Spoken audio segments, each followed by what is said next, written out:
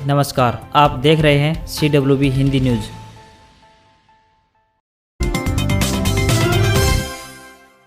एलनाबाद उपचुनाव उम्मीदवारों को 20 स्टार प्रचार बुलाने की अनुमति। हरियाणा की अतिरिक्त मुख्य निर्वाचन अधिकारी हेमा शर्मा ने कहा कि निर्वाचन विभाग सिरसा जिले के एलनाबाद 46 विधानसभा क्षेत्र के उपचुनाव को स्वतंत्र, पारदर्शी, निष्पक्ष व सुरक्षित तरीके से आयोजित करवाने के लिए कटिबद्ध है। केंद्रीय चुनाव आयोग द्वारा चुनाव प्रचार के लिए समय सीमा रात्रि 7 बजे तक निर्धारित की गई है। उन्होंने बताया कि चुनाव लड़ रहे उम्मीदवारों को चुनाव खर्च के लिए अलग से बैंक खाता खोलना होगा और चुनाव खर्च की जानकारी देनी होगी। चुनाव आयोग द्वारा इस बार विधानसभा चुनाव के लिए चुनाव खर्च की सीमा 30,80,000 रुपए निर्धारित की गई है। चुनाव आयोग ने मान्यता प्राप्त राजनीतिक दलों के लिए 20 स्टार चुनाव प्रचारकों की अनुमति दी है, जबकि पंजीकृत व गैर मान्यता प्राप्त राजनीतिक दलों के लिए यह संख्या 10 होगी। एलनाबाद उपचुनाव कुल 26 उम्मीदवारों ने भरा नामांकन, 3 के बीच होगी कांटे की टक्कर। एलनाबाद उपचुनाव को लेकर कुल 26 उम्मीदवारों ने अपना नामांकन पत्र भरा है, परंतु कांटे की टक्कर केवल 3 ही उम्मीदवारों के बीच होगी। इनमें इनेलो के अभय चौटाला, कांग्रेस के पवन बेनीवाल और भाजपा से गोविंद कांडा शामिल हैं। रिटर्निंग अधिकारी एम SDM नरेंद्र पाल मलिक ने बताया कि शुक्रवार को एलनाबाद विधानसभा क्षेत्र उपचुनाव 2021 के लिए नामांकन प्रक्रिया के अंतिम दिन यानी 21 प्रत्याशियों ने नामांकन पत्र दाखिल किए हैं।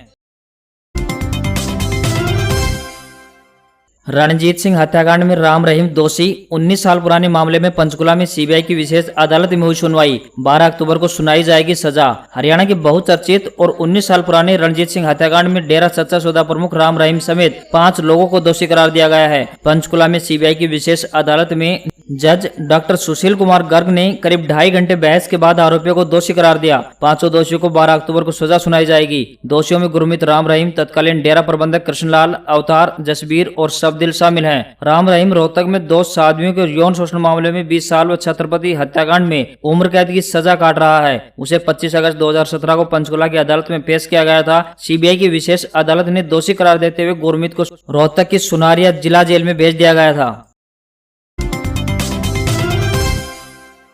एलनाबाद उपचुनाव में दिग्गजों के बीच सियासी तीर चलने शुरू हो गए हैं। नामांकन पत्र दाखिल करने के आखिरी दिन कांग्रेस व इनेलो नेताओं के बीच तीखे तीर चले। एलनाबाद के सियासी रण में पूर्व मुख्यमंत्री भूपेंद्र सिंह हुड्डा व इनेलो प्रत्याशी अभय चौटाला ने एक दूसरे पर भाजपा के हाथों में खेलने तक के आरोप जड़ दिए हैं। अभय चौटाला ने कहा है कि विधायक दल के नेता भूपेंद्र सिंह हुड्डा भाजपा के हाथों खेल रहे हैं। हुड्डा को अविश्वास प्रस्ताव लाने की जरूरत नहीं थी। जब उन्होंने इस्तीफा दिया था तो कांग्रेस के विधायक कृषि कानूनों के विरोध में इस्तीफा देकर आते तो आज मध्यावधि चुनाव होते और किसान विरोधी भाजपा जसपा सरकार की छुट्टी हो जाती। भूपेंद्र सिंह हुड्डा ने अविश्वास प्रस्ताव लाकर भाजपा जसपा सरकार को संजीवनी दे दी। उधर अभय के आरोपों पर भूपेंद्र सिंह हुड्डा ने कहा है कि वे तो किसानों की लड़ाई लड़ रहे हैं। अविश्वास प्रस्ताव लाया गया था तो अभय चौटाला इस्तीफा देकर क्यों आए? कांग्रेस के अविश्वास प्रस्ताव के समर्थन में वोट डालना चाहिए था। भूपेंद्र सिंह हुड्डा ने कहा है कि जब अभय चौटाला विपक्ष के नेता थे तब बीजेपी के हाथों में खेल रहे थे। प्रदेश की जनता को पता है कि अभय का परिवार किसके हाथों में खेल रहा है, यह बताने की आवश्यकता नहीं है।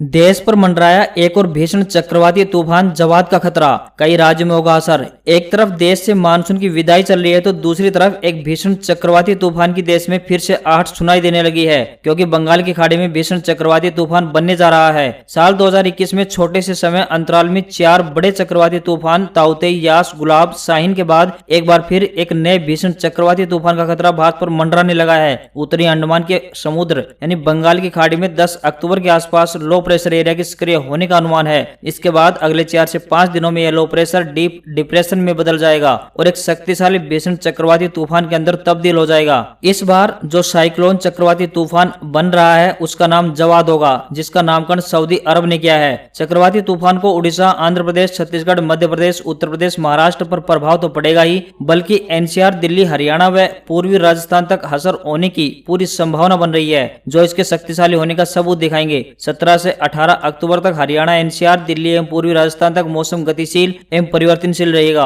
कहीं कहीं हल्की से लेकर मध्यम तेज बारिश की भी संभावना बन रही है। हरियाणा विद्यालय शिक्षा बोर्ड भिवानी द्वारा संचालित डीएलएड प्रवेश वर्ष 2020 प्रथम वर्ष नियमित, डीएलएड प्रवेश वर्ष 2019 प्रथम वर्ष रीअपियर व द्वितीय वर्ष नियमित एवं डीएलएड प्रवेश वर्ष 2018 प्रथम व द्वितीय वर्ष रीअपियर परीक्षाएं अगस्त 2021 का परीक्षा परिणाम घोषित कर दिया गया है। परीक्षार्थी अपना परीक्षा परिणाम बोर्ड की आधिकारिक वेबसाइट www.bseh.org.in पर दिए गए लिंक से देख सकते हैं। यात्रीगण ध्यान दें, हिसार सिरसा के बीच 10 अक्टूबर को कई घंटे प्रभावित रहेगा रेल संचालन। बठिंडा हिसार रेलखंड में डींग सूचना कोटली स्टेशन के बीच अंडरपास निर्माण कार्य के चलते 10 अक्टूबर को रात 11:35 से सुबह 5:35 तक 6 घंटे के लिए ट्रेनों का संचालन बाधित रहेगा। मुख्य जनसंपर्क अधिकारी कैप्टन शशिकांत ने बताया कि गाड़ी संख्या 04087 तिलक ब्रिज सिरसा स्पेशल रेल सेवा रविवार को तिलक ब्रिज से हिसार स्टेशन तक चलेगी। गाड़ी संख्या 04088 सिरसा तिलक ब्रिज स्पेशल सिरसा की बजाय हिसार से प्रस्थान करेगी। इस अवधि के दौरान हिसार सिरसा स्टेशनों के बीच आवागमन बंद रहेगा। गैस सिलेंडर के बाद सब्जियों ने बिगाड़ा रसोई का बजट, टमाटर खा रहा भाव, प्याज भी रुला रहा। नवरात्र के शुरू होते ही फलों ही नहीं बल्कि सब्जियों के दामों में भी आग लगने लगी है। टमाटर व प्याज के दाम में सबसे ज्यादा बढ़ रहे हैं। हालांकि नवरात्र में प्याज की खपत कम होती है, मगर फिर भी प्याज के दाम एक महीने में दोगुने हो गए हैं। यही हाल टमाटर का है। टमाटर के दाम 50 पार हो गए हैं। एक महीने पहले जहाँ प्याज 15 से 20 रुपए किलो बिक रहा था, वहीं अब प्याज का भाव 35 से 40 रुपए प्रति किलो हो गया है। प्याज के साथ साथ सलाद के रूप में प्रयोग की जाने वाली सब्जियों के दाम भी अचानक बढ़ गए हैं। खीरा व टमाटर के दामों में काफी उछाल देखा जा रहा है। टमाटर के दाम एक महीने पूर्व 15 से 20 रुपए किलो थे, जो अब 50 से 60 रुपए किलो हो गए हैं। अन्य सब्जियों के दामों में भी लगातार इजाफा देखने को मिल रहा है। हरियाणा के सीएम मनोहर लाल ने जैसे को तैसा और लठ उठाने के अपने बयान को वापस ले लिया है। सीएम शुक्रवार को पंचकुला में श्री माता मनसा देवी शक्तिपीठ में माता के दर्शन करने पहुंचे थे। उनके साथ विधानसभा अध्यक्ष ज्ञानचंद गुप्ता भी मौजूद रहे। सीएम ने कहा कि प्रदेश में हो रहे विरोध के कारण वे अपने बयान को वापस ले रहे हैं। मनोहर लाल ने कहा कि यह बयान उन्होंने आत्मरक्षा के दृष्टिगत दिया था, लेकिन लोगों ने इसका गलत मतलब निकाल लिया। श्री माता मनसा देवी शक्तिपीठ में आभास हुआ कि माता रानी हम सब की सुरक्षा करेंगी, इसलिए मैं अपने इस बयान को वापस लेता हूँ, जिसमें मैंने जरूरत होने पर आत्मरक्षा की अपील की थी। मैं नहीं चाहता कि प्रदेश में कानून व्यवस्था बिगड़े। सरचार्ज माफी योजना, बिजली उपभोक्ताओं के लिए राहत भरी खबर। बिल की बकाया राशि किस्तों में जमा कराने की छूट। बिजली निगम ने उन उपभोक्ताओं के लिए राहत भरी खबर है जिनके बिजली बिल समय पर अदा नहीं करने के कारण मीटर कनेक्शन कट चुके हैं। सरकार ने 30 जून से पहले के ऐसे उपभोक्ताओं को न केवल सरचार्ज माफ कर दिया है, बल्कि उन्हें मूल बिल की अदायगी में भी भारी राहत प्रदान करते हुए उन्हें 6 किस्तों में बकाया राशि जमा कराने की छूट दी है। यह योजना 30 नवंबर तक लागू रहेगी। पीएम किसान योजना, अब छोटे किसानों को जिंदगी भर मिलेगी 3000 रुपए की पेंशन। केंद्र सरकार किसानों पर फिदा है। सालाना 6000 खाते में देने के बाद केंद्र सरकार ने किसानों को ताउम्र पेंशन देने की घोषणा की है। पीएम किसान मानधन योजना के तहत 60 साल के बाद आप 3000 रुपए प्रति माह पेंशन के हकदार हो जाएंगे। पीएम किसान मानधन योजना के तहत छोटे और सीमांत किसानों को अब मिलेगी 3000 रुपए की पेंशन। प्रधानमंत्री नरेंद्र मोदी ने देश के किसानों के लिए कई बड़ी योजनाओं की शुरुआत की है, ताकि किसानों की आर्थिक स्थिति में सुधार हो सके। इसके साथ ही किसानों को खेती से जुड़ी सभी परेशानियों से भी निजात मिल सके। इसी के तहत केंद्र सरकार ने किसानों के लिए पेंशन प्लान योजना की शुरुआत की है। इस योजना का नाम किसान मानधन योजना रखा गया है। इस योजना की शुरुआत केंद्र सरकार ने साल 2019 में शुरू की थी। इसके तहत देश के छोटे और सीमांत किसानों को 60 साल की उम्र पूरी होते ही उन्हें हर महीने 3000 रुपए की पेंशन धनराशि आर्थिक मदद दी जाती है। राजस्थान में मानसून अपडेट। उदयपुर कोटा संभाग को छोड़कर शेष राजस्थान को मानसून ने कहा अलविदा। 1-2 दिन में बढ़ सकता है 1 से 2 डिग्री तक तापमान। राजस्थान में मानसून को लेकर नई अपडेट है। बीकानेर जोधपुर संभाग के बाद शुक्रवार मानसून जयपुर अजमेर और भरतपुर संभाग से भी अलविदा हो गया है। हालांकि राज्य में अभी भी कोटा और उदयपुर संभाग के कुछ एरिया ऐसे हैं जहां मानसून की मौजूदगी है। वहां किसी तरह की रेनफॉल एक्टिविटी यानी कि बारिश की गतिविधियां होने की फिलहाल कोई संभावना नजर नहीं आ रही है। वहीं मानसून की विदाई के साथ ही अगले 2 से 3 दिन में तापमान 1 से 2 डिग्री ऊपर चढ़ने की संभावना है। पश्चिमी इलाके बीकानेर बाड़मेर में दिन का तापमान 39 डिग्री सेल्सियस पर पहुंच गया है। इसी तरह गंगानगर, चूरू, जोधपुर, जैसलमेर, झुंझुनू, टोंक और फलोदी में भी तापमान 38 डिग्री सेल्सियस दर्ज हुआ है। वहीं जयपुर, अजमेर, कोटा में दिन का तापमान 36 डिग्री सेल्सियस के आसपास रहा।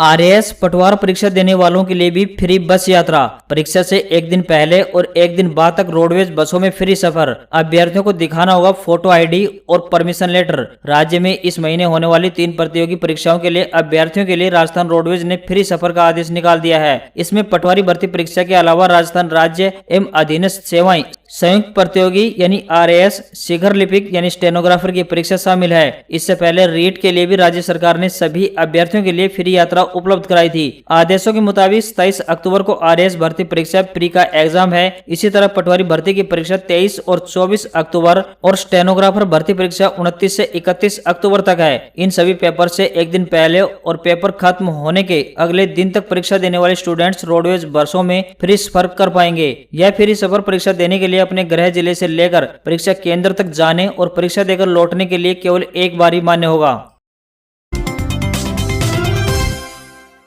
इन दिनों बलूचिस्तान का लासबेला मकरान तटीय मार्ग मां के जयकारों से गूंज रहा है। भक्तों के कारवां हिंगलाज माता मंदिर पहुंच रहे हैं। नवरात्र उत्सव के दौरान यह मंदिर पाकिस्तान का सबसे दर्शनीय शक्तिपीठ है। 2 साल कोविड की वजह से यहां उत्सव सादगी से मनाया गया। इस बार विदेशी लोगों को भी आने की इजाजत दी गई है। Bharat, Bangladesh, Singapore, Bangkok, Thailand और अन्य देशों से भी भक्तों के जत्थे पहुंच रहे हैं। जैसे मुस्लिमों के लिए मक्का है, वैसे ही हिंदुओं के लिए हिंगलाज का स्थान है। स्थानीय मुस्लिम भी यहाँ आकर प्रार्थना करते हैं। यह एक ऐसी जगह है जहाँ रेगिस्तान, पहाड़, नदी और समुद्र देख सकते हैं। ऐसी मान्यता है कि यहाँ की गर्मी में शरीर तपाने से पाप धुल जाते हैं, शुद्धिकरण होता है। नदी में स्नान करने के बाद जब भक्त मां के दर्शन करते हैं तो उन्हें पुनर्जन्म सा एहसास होता है। मान्यता है कि दुनिया को भगवान शिव के तांडव से बचाने के लिए विष्णु ने सुदर्शन चक्र से सती के पार्थिव शरीर को कई टुकड़ों में काट दिया था। ये टुकड़े जिन स्थानों पर गिरे थे वे शक्तिपीठ कहलाए। देवी सती का सिर हिंगलाज पहाड़ी पर गिरा था, इसलिए यह 51 शक्तिपीठों में सबसे प्रमुख है। अफगानिस्तान की शिया मस्जिद में ब्लास्ट के बाद हर तरफ बिखरा खून, लाशें इतनी की उठाने वाली कम पड़े। अफगानिस्तान के कुंदूज शहर में शुक्रवार को शिया मस्जिद में नमाज के दौरान जोरदार धमाका हुआ। इसमें 100 से ज्यादा लोगों की मौत हो गई है और 107 घायल हो गए हैं। रिपोर्ट के मुताबिक मस्जिद में करीब 300 लोग मौजूद थे। कुंदूज के उप पुलिस प्रमुख मोहम्मद ओबेदा ने बताया कि मस्जिद में मौजूद ज्यादातर लोग मारे गए हैं। कुंदूज के खानाबाद बंदार इलाके में शिया मस्जिद को निशाना बनाकर आत्मघाती हमला हुआ है। इस हमले की जिम्मेदारी अभी तक किसी आतंकी संगठन ने नहीं ली है।